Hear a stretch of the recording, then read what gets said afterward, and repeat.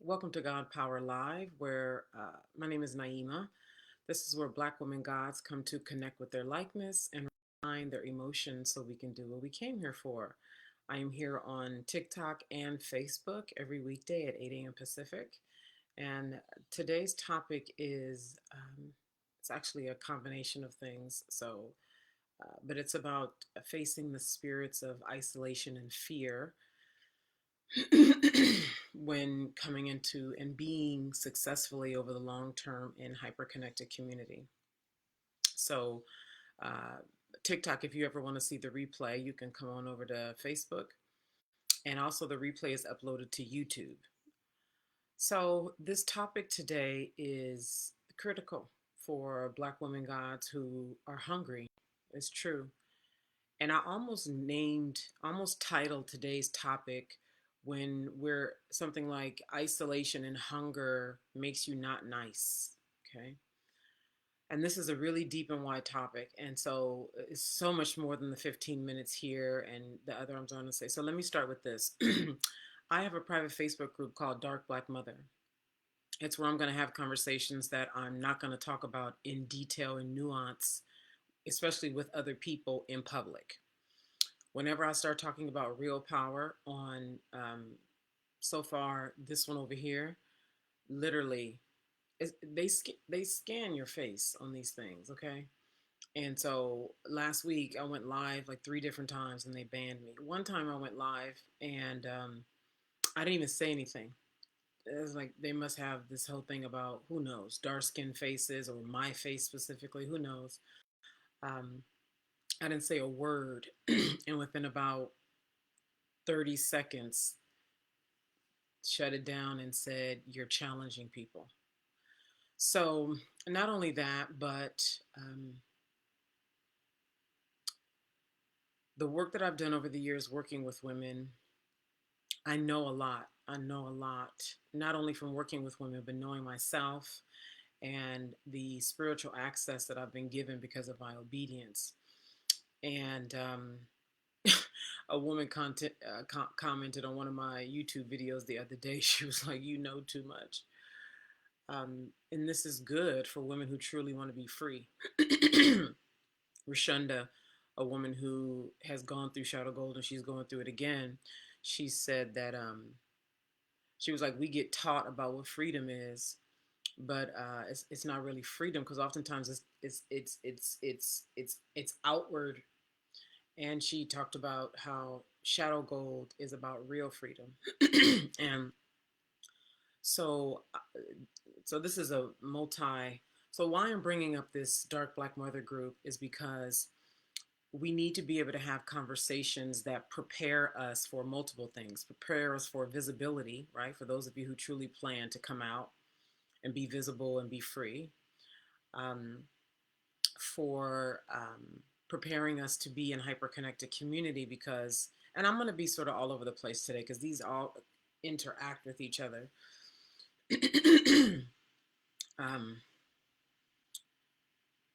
what you don't know is I work very much like I do a lot of work behind the scenes. I'm constantly messaging people, DMing, calling, paying attention, looking for patterns, working with women, feeling like putting tentacles out into what's going on, etc. And I've been doing this for years. I've been working with women closely for 12 years. And there's a real, and y'all may even know it. Keith, I can't remember his name, but Keith, the guy who's going viral right now, the food critic, went to Atlanta and he had, right, this poor experience and he talked about it. And now there's all this talk about the poor service that he got at this black restaurant. And then all these other people are talking about how that's the norm in Atlanta, that just poor service at everywhere, hairstylists, restaurants, and the under message was that there's an internalized self hatred, which causes us to treat each other the way we do, and that links to another conversation that I had with a black man a few months ago, where he and I came up with this 70-30 dynamic.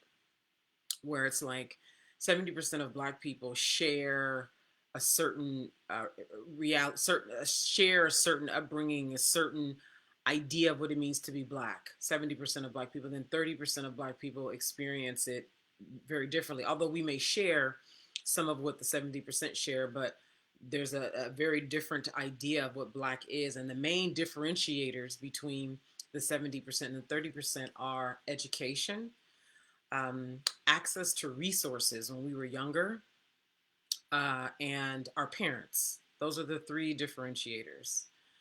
And what we were taught at home and how we were raised and who we were, like at a base level at birth. So again, education, who our parents are, and access to resources are the things that sort of divide the 70 and the 30%.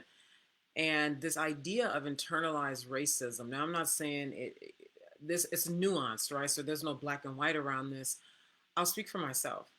I have never, a lot of the things that I hear about, you know, like for example, I remember my mom used to subscribe to Essence and Ebony when I was a teenager, and we would read it, and they'd be like, 54% of Black women are like this, and struggling with this or do this, and be like, 27% of Black women this, and 77% of Black women.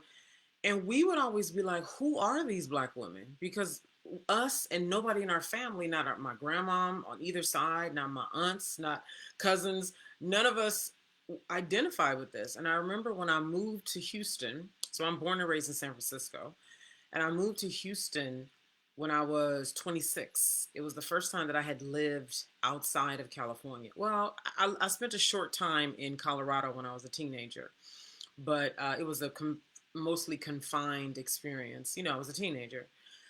So I'm an adult and I moved to another state. And I remember within like a couple months or a short time, I remember as I started to acclimate into the culture and understand how things work, and I just started to notice things.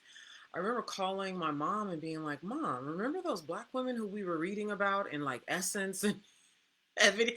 They're here. Like they live here. I think they're all in the South. And so there's a real baked in consciousness in the South. After visiting my grandmother on my dad's side, who lived in New Orleans, and she moved out after Katrina, after spending time in Houston, I lived in Houston for some year, like 4 years, 5 years, something like that. After living in Houston for 4 or 5 years, I spent some time in Miami, a few months. Where else? Those are the places that I spent the most time in the South. And there's a culture, it's baked in though. It's not it's just known. Everybody just knows. It's not particularly talked about, but it's known that Black people don't go over there. Like this is what constitutes Blackness. This is how we celebrate. This is how we eat. This is how we live. This is how we. And so, inside of these understandings, there's a behavior, and what's also in there that's not spoken about is how we feel about each other, because how we're treated by the outside world, if you will, by white people or non-Black people, how we're treated. So we internalize that treatment, that we're insignificant and we are fill in the blank for whatever it sounds like and acts itself out that you've experienced and seen, or maybe even know within yourself. And we project it out onto people who look like us. And that's essentially what this Keith, this food critic in Atlanta, with all the viral videos that are going around now, it's the root of what everybody is saying is that it's internalized hatred or internalized racism and self-hatred. And I'm bringing that up as a larger topic. Thank you for the hearts. I'm bringing that up as a larger topic to speak to my experience directly marketing to and working with Black women for the last, I say 3-ish, 4-ish years. When I first came out in the industry 12 years ago, I didn't say Black in my marketing. I didn't say Black women. I didn't feel like I needed to. Look at me, okay? And when I would move around different networking groups, coaching programs, workshops, etc., I didn't see us. And I would quietly think to myself, where are we? What's going on? What's going on? And as I started to grow in the coaching space and I became successful and started to look around, I realized this was not just a California thing. This was not just a lower income, right? Because when I started off, I was broke. This isn't just a lower income thing. That this is cultural. Like this is a bigger thing that's going on. And so that's when my footwork started. I say my footwork started really in like 2019 of just paying attention to black women online, DMing them like, hey, can we get on the phone? I noticed that, especially if I saw a woman who had been working for some years and I did, I could just tell by her languaging and how she was marketing that I think she's missing something. Does she need some help kind of thing? So, and I'm going to be here 5 minutes beyond my normal time. And I would so that's when my footwork started. And I would get on the phone with people and I would host, meetings with people and group gatherings to talk about these things, to understand like what is going on here. And the more I started to talk to the heart of Black women at different phases, whether she was an entrepreneur or not, or a coach or a healer, or, was doing different kind of work in her own way, uh, I, I started to see that there were very much baked in cultural experiences in the South and the different factors that were influencing a woman's becoming, right? Again, her parents, who she was fundamentally, but then how that was guided by her parents, by her education, and by the resources she had access to as a young person, and how she used those resources in her becoming. And in my work to date, from 2019 when I started the footwork to date, I have been on the receiving end of a lot of the, not only the internalized self-hatred, but the spirit of isolation and fear that the self-hatred and internalized racism like the home of that, what it ends up creating.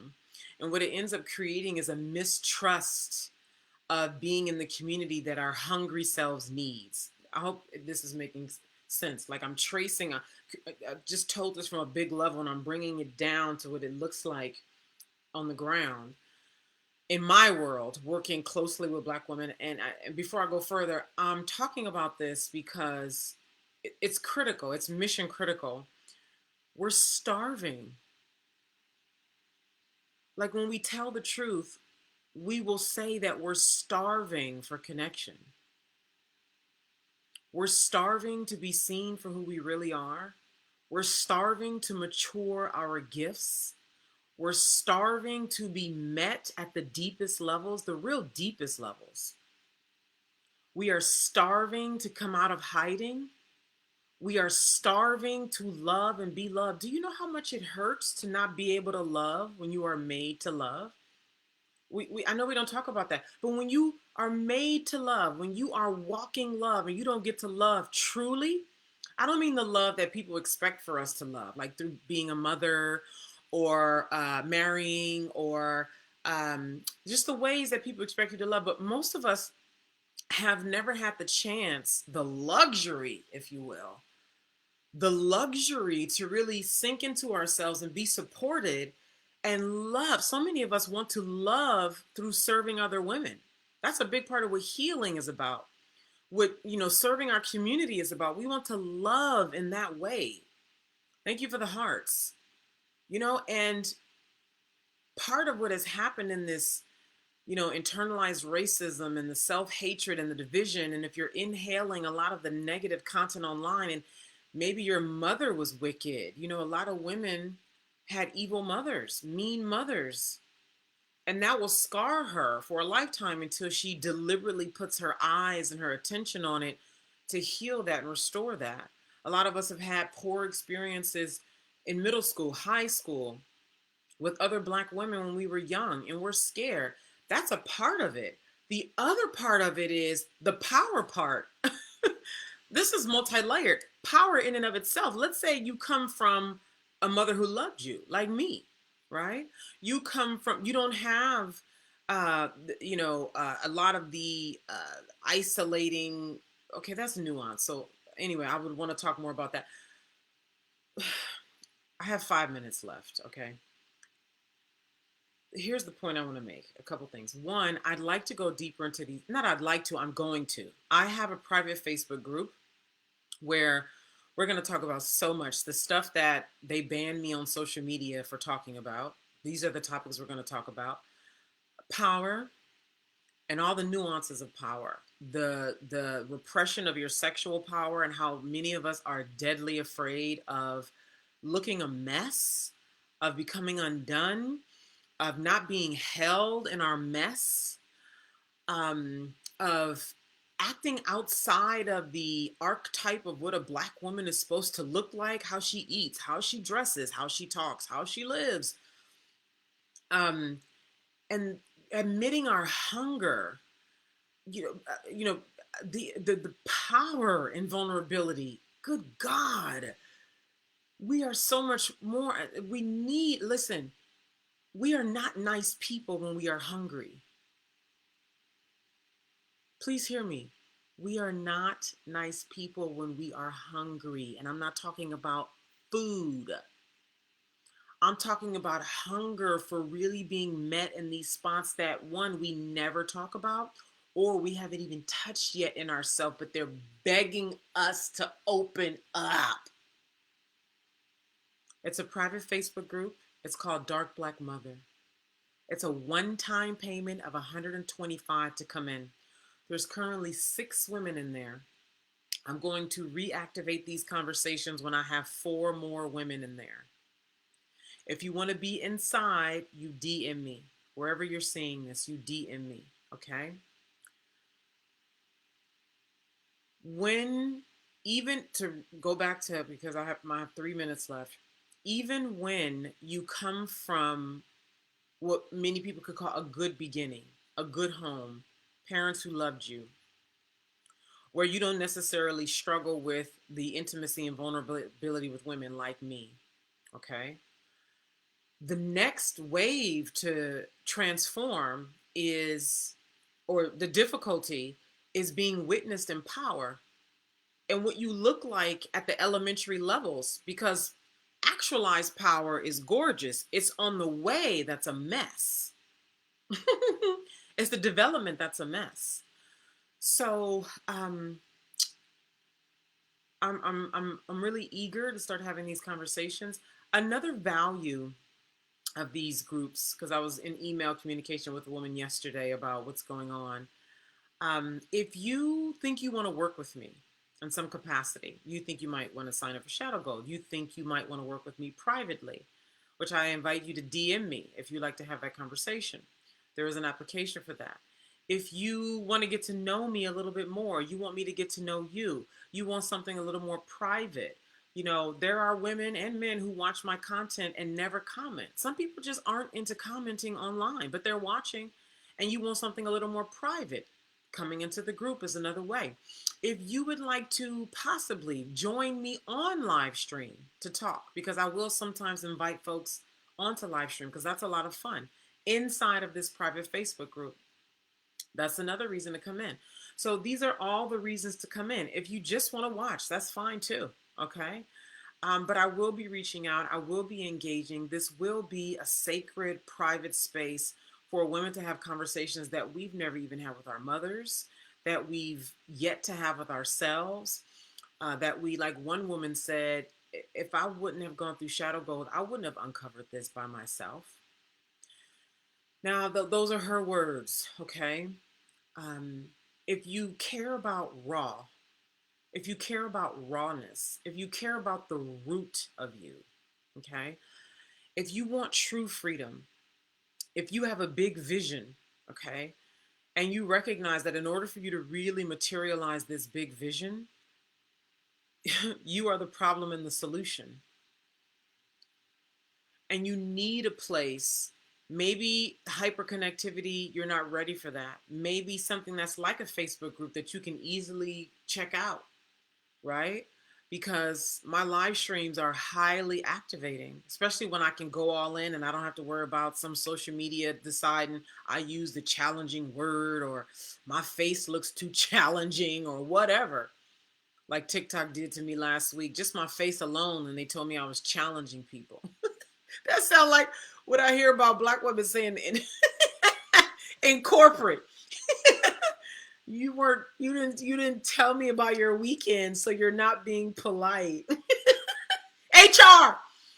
So, all right, that concludes my time. I'm normally only here for 15 minutes, but I needed that. I need more. That's exactly why we're going to come into the group. So DM me if you like the link to make your $125 payment to come inside a Dark Black Mother. When there's 4 more women in the group, that's when I'll start these activating conversations and group conversations and coming on live stream together and all the things. I really look forward to it. It's going to be sacred. Thank you so much. Share the video if you found value.